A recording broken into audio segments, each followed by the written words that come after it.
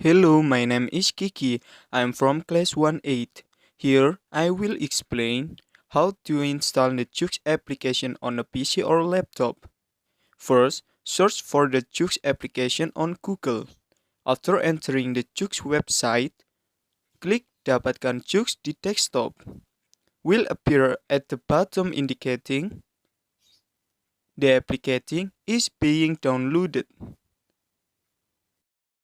Wait until it's finished.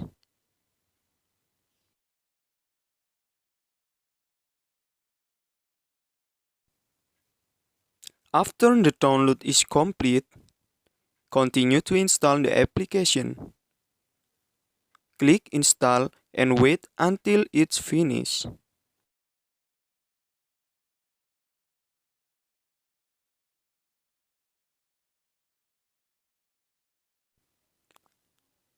Click Finish.